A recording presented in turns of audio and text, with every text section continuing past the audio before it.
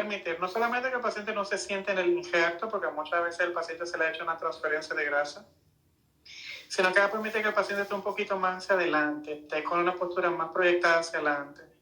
Y eso, hasta cierto punto, es bueno, porque mantiene la espalda más recta y menos presión en la cicatriz. Menos presión, excelente. Y en cuanto, a los diferentes tipos de procedimientos, una paciente se puede realizar los senos, ¿cómo le llaman? Ay, se me olvidó el nombre. Los senos, como aumento de mamas, algo así. Abdomino, lipo y gluteoplastia al mismo tiempo. Mira, yo me voy más lejos para que desmistificar eso es un mito sobre la cantidad de procedimientos. Yo pudiera hacerle hasta trenza y las uñas en el quirófano, en el sentido de que depende mucho del paciente. O sea, no es lo mismo, yo no voy a tener las mismas medidas en una muchacha de 24 años que no fuma, que hace ejercicio, que está en su peso ideal y que tiene ningún histórico de riesgo, a una paciente de 45 años que ya ha tenido 2 partos, hipertensa y está por encima de su peso. Yo le puedo hacer de todo al paciente ideal. Ahora, dependiendo del tipo del paciente, uno tiene que comenzar a tener actitudes más conservadoras y disminuir los riesgos. Porque el trauma quirúrgico no va a ser igual. Evidentemente, con una jovencita de 24 o 23 años que esté en su peso ideal, la lipo va a ser pequeña. Probablemente la cirugía de senos va a ser simplemente el aumento, le hace solamente la colocación del implante. La transferencia de grasa va a ser pequeña porque es una paciente que está joven, en peso ideal y en buenas condiciones de salud. Y una paciente que ha pasado por partos, ya ha pasado por una serie de cosas, evidentemente que tenemos que limitar un poco los procedimientos para disminuir el riesgo. ¿De acuerdo? Okay. Y en cuanto ¿hay preguntas o algo? Sí, veo que me están preguntando, dame un segundito. Es un momento para responder la pregunta. ¿El hilo utilizado en una abdominoplastía es un hilo absorbible por la piel? Depende. Hay muchas formas de tú cerrar la piel. Hay veces que nosotros usamos incluso EGA o cola, que se llama dermabón, para no usar suturas. En sentido general, tú vas a tener 3 capas de hilos. Uno profundo, uno intermedio, uno superficial. El superficial en la mayoría de casos hay que quitarlo. La gran mayoría de cirujanos preferimos en la piel dar algunos puntos de seguridad para disminuir la tensión y esos hay que quitarlos. Los puntos, como preguntan, cuando se quitan entre el séptimo y 15º día. Le hacen entre 1 semana y 2 semanas se van retirando. Veo que me preguntaron... No, una chica y dice que es muy profesional. Claro que sí, por eso lo elegí. Gracias. Veo que me preguntan también si he tenido alguna fatalidad. No he tenido. En realidad, tengo 6 años trabajando sin ninguna complicación severa. Gracias a Dios y ojalá que todo siga así, pero nunca he tenido ningún tipo de fatalidad o complicaciones severas. Gracias a Dios, gracias a Dios. Y en cuanto al cuidado de las heridas, la paciente ya tienen a veces que irse a su casa, entonces no sé si usted le orienta o le explica cómo debe, si ella que tiene que limpiar su herida o si es una enfermera o alguien, que en cuanto a eso, ¿qué información o tips ustedes le dan a la paciente para que pueda cuidar su herida, su función? Mira, durante las primeras semanas la herida la cuido yo. O en su defecto alguien de mi personal. En el sentido de que las primeras curas yo las hago yo en el consultorio, la hago yo o mi asistente. Ya cuando van pasando los días y el paciente va ganando un poquito de autosuficiencia, le hace un paciente que ya se puede bañar.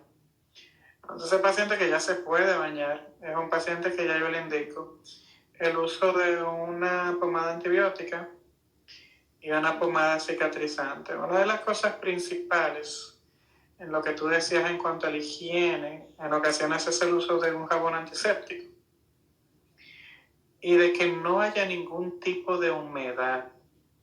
Las heridas en la piel, cuando se humedecen y cuando se mantienen húmedas, a veces pudieran acumular algún tipo de secreción o algún tipo de bacteria y ahí vienen las complicaciones. O sea que es sumamente importante que la herida esté limpia y seca ya en el momento en que tú comienzas a bañarte. Hay una chica que pregunta el drenaje, que en cuánto tiempo se puede retirar. Mira, lo normal es entre el séptimo y décimo día, es lo normal.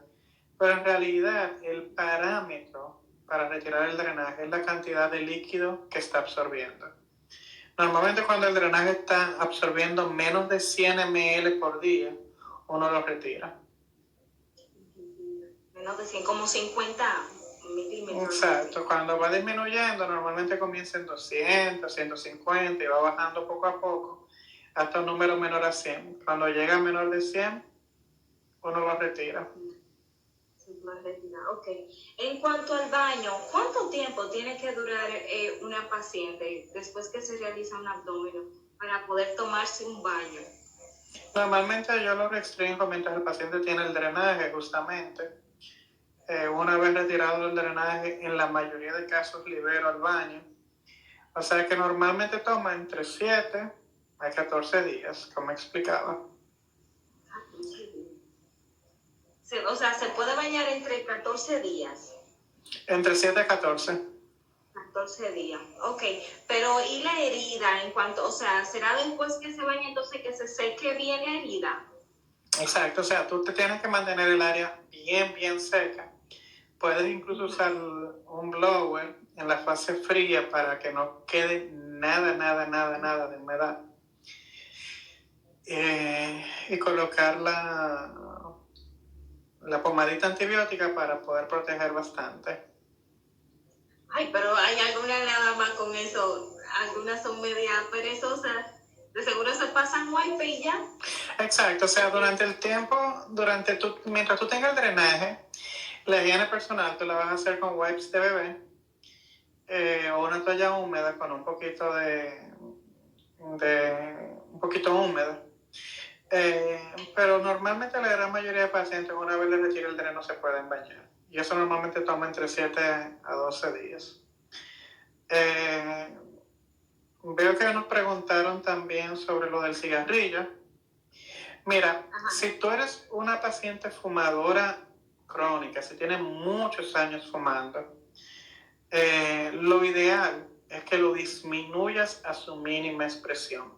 Si tú te estás fumando, por ejemplo, poner un ejemplo, media cajetilla le hace 10 cigarrillos por día, si tú lo puedes bajar a 3 por día, eso sería lo ideal. Porque en ocasiones al paciente se le hace muy difícil parar totalmente. Y en ocasiones cuando para totalmente de manera brusca, el cuerpo pasa por un proceso de descompensación. O sea que en ocasiones si lo puedes disminuir, es bueno. Caso lo puedas parar, si lo puedes parar, lo ideal es que lo pares entre 3 meses antes de la cirugía, que es un periodo fantástico. Sobre el tiempo que tienes que estar en el país para la cirugía depende. Porque si tú tienes que, por ejemplo, vamos a poner, tú te quieres hacer los párpados, tú pudieras venir por 10 días o menos, no tendría que es una cirugía pequeña, pero si tú estás considerando un procedimiento de contorno corporal, un procedimiento más complejo, lo ideal es que vayas pensando por encima de los 17 días, porque los primeros días, desde el día de tu llegada, de los días a seguir, son días donde simplemente se utilizan para tu preparo. Son días donde se te hacen los análises, se te hacen las evaluaciones. sea, tú no llegas hoy y te operas mañana. Tú llegas hoy y te evalúas mañana para poder hacer el procedimiento de manera adecuada. Si se puede hacer una abdominoplastia sin lipo, claro que se puede. Hay pacientes que realmente no tienen grasa corporal para una lipoaspiración, que lo único que tienen es el defecto de la pared y el exceso de piel. Para ese paciente una abdominoplastia sin lipo sería ideal. Ok. Y en cuanto al tiempo, ¿cuánto tiempo es recomendable? Un ejemplo, una paciente que vive fuera o pacientes que viven, vamos a poner en Holanda, y tienen que venir acá, ¿verdad? Si quieren venir aquí al país a operarse. Tienen que, o sea, esperar un tiempo determinado para empezar a realizarse el procedimiento. ¿Cuál es el protocolo de usted en cuanto a eso? Ok, mira, es muy simple, depende de las horas de vuelo. Todo vuelo transatlántico, todo vuelo largo, que sobrepase las 4 o 5 horas, lo ideal es esperar un poquito más, me explico. En condiciones normales, si tú llegas un lunes, yo pudiera evaluarte un martes para operarte un miércoles. Pero en esos vuelos que son más largos y donde hubo un poquito más de compresión de la cabina, lo ideal es, si llegaste un lunes, evaluarte, en realidad el miércoles le hace dejar el martes como un día intermedio, evaluarte el miércoles para poder operar el jueves. O sea que ahí varían y unas 24 horas extras en caso de esos vuelos un poquito más largos. Ok. Aquí una chica preguntando que si se puede hacer un masaje con abdomen. Sí, toda cirugía donde se despega un poco la piel del cuerpo pudiera acumular líquido, por lo cual sí, claro, pudiera ser necesario el drenaje linfático. Sí, la hacen. Consulta. Yo soy Sí. privado, doctor. No, mira, nosotros incluso yo te comentaba de que vamos a estar haciendo un evento en esta semana vía Zoom, sí, donde vamos a estar consultando, donde vamos a estar dándole sorpresas a los pacientes y vamos a estar participando con otros especialistas. O sea que Butterfly 276, envíanos un DM para que te agreguemos en la lista de la conferencia de pacientes, que quizás mucha de la información que tú necesitas la puedas adquirir vía la conferencia. En caso quieras visitarnos, estamos a tus órdenes en Plasticenter. También nos puedes enviar un DM que nosotros te enviamos todo lo que tú necesitas para poderte consultar. Excelente. Doctor, no tengo ningún problema de salud. Bueno, mira, Vianelis, era lo que yo explicaba hace unos minuticos.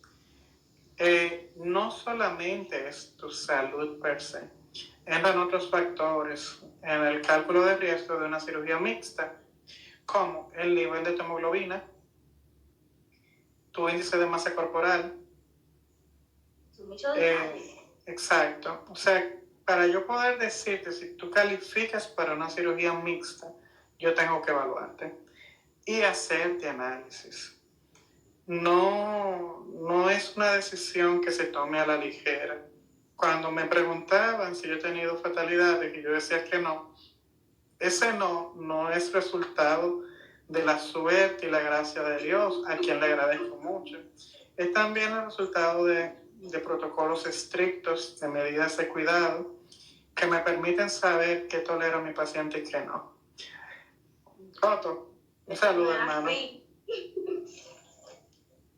Cuidar el paciente y todo lo detalles, porque una cosa conlleva a la otra.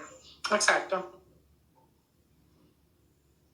Hay que cuidar todos los detalles. Y por una cosita, por un mínimo detalle, ya, se vuelve un desastre. Sí, porque es que el cuerpo humano, los seres humanos somos mucho más frágiles de lo que pensamos. Uno tiene que tener la madurez de orientar al paciente de manera clara y precisa. El paciente tiene que estar consciente de que lo que nosotros buscamos como especialistas es su seguridad. Ante todo, la salud, o sea, la salud del paciente ante todo, eso es lo importante, lo principal. Claro. Para todo doctor, para todo doctor. Exacto. Ok, entonces, doctor, si tiene algún, no sé, consejo, tips, detalle que le puedan servir a algunas chicas que deseen, o sea, o que tengan en mente realizarse un abdomen. Sí, mira, el principal tip y con lo que me gustaría acabar la noche es sean sinceras y transparentes.